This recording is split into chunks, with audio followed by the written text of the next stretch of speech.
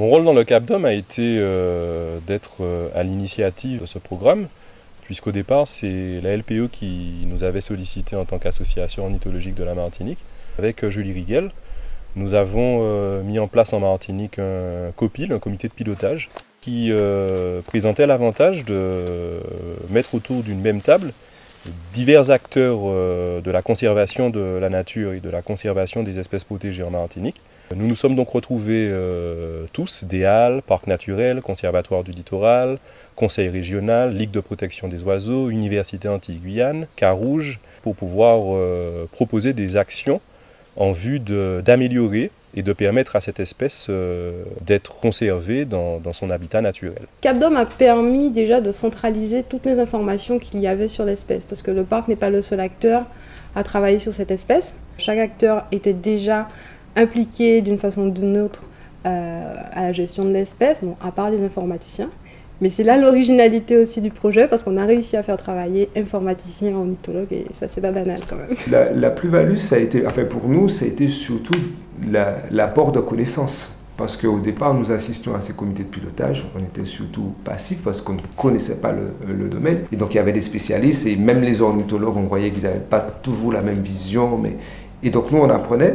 Et finalement, avec nos déploiements, on a apporté des informations qu'eux, ils n'avaient pas. Nous, on leur a apporté après des solutions, et eux, ils nous ont apporté leur culture scientifique de l'oiseau. Les travaux du CAPDOM, en fait, nous ont permis d'une part d'avoir une meilleure connaissance de notre territoire par rapport à la présence de cette espèce qui est menacée, mais également de réajuster et d'améliorer un petit peu notre périmètre d'intervention. Il était important pour nous de savoir précisément où il fallait intervenir en priorité pour protéger fortement et durablement la presqu'île de la Caravelle. L'idée, c'était effectivement, au vu des résultats de cette étude, de réajuster, de réadapter la gestion du site pour qu'elle ne porte pas atteinte à cette espèce. Les apports du projet Life Plus CAPDOM pour la DEAL sur chaque composante du projet sont vraiment importants.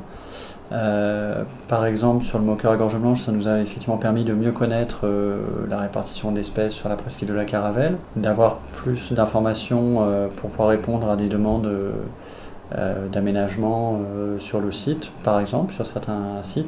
Et évidemment, d'autre part, les essais sur des mesures de gestion qui ont été faites, tant par la régulation des prédateurs que par la protection des nids, par exemple, sont des pistes évidemment intéressantes que nous espérons pouvoir utiliser, modifier, améliorer dans l'avenir. Béatrice Condé, je suis membre créateur de l'association Le Carouge qui a été créée en 1989.